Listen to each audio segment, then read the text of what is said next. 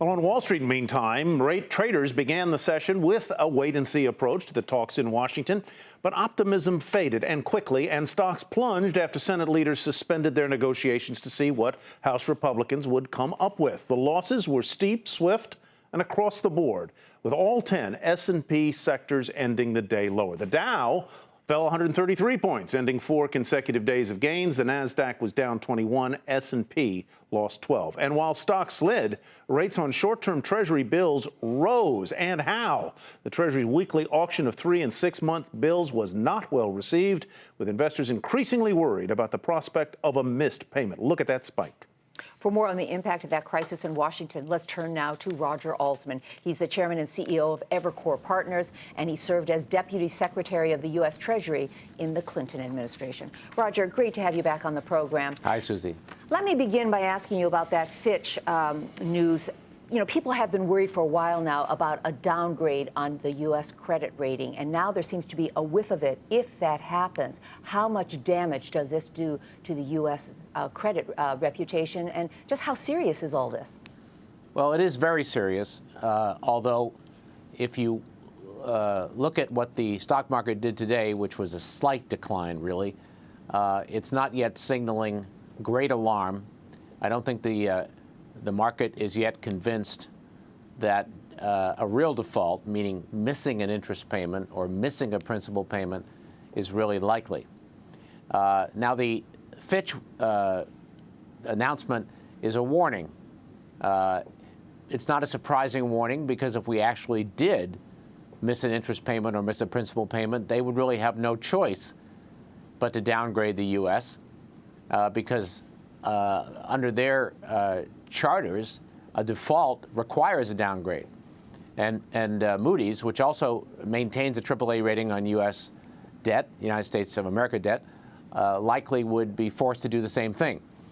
But that's a symptom. It's not a cause. Because if we actually missed an interest or principal payment and we really did default, not in some tiny sense, but in a real economic sense, the impacts would be really quite devastating. Every single American, every single organization which borrows money, a mortgage, a consumer loan, any other type of borrowing, would pay more, and pay more for a very long time as compared to what they would have paid if we didn't suffer this fate.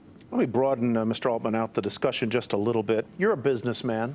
If the United States government was a business, could you do business with it as it currently functions?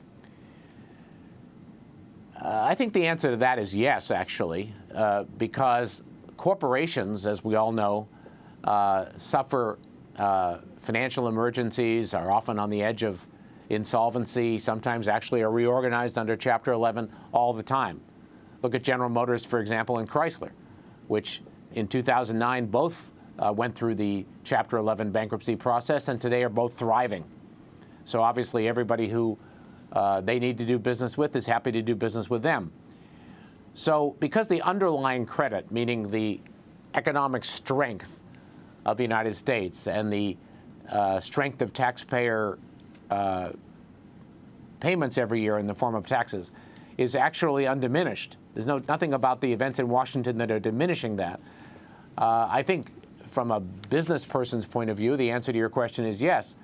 But there are all kinds of institutions around the world who would shy away from buying Treasury securities, Treasury bills, Treasury notes, Treasury bonds for quite some time if, in fact, we defaulted, because many of them are prohibited, for example, from buying securities from anyone who's in default or has been in default for a period of a year or 2 or 3.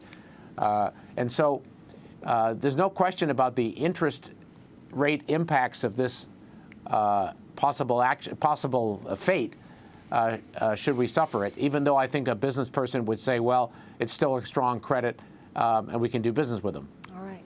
Roger, some interesting thoughts and issues that are not going away just yet. Maybe we'll come back, circle back to you at some point. Thank you so much for tonight. My pleasure. Roger Altman, Chairman and CEO of Evercore Partners.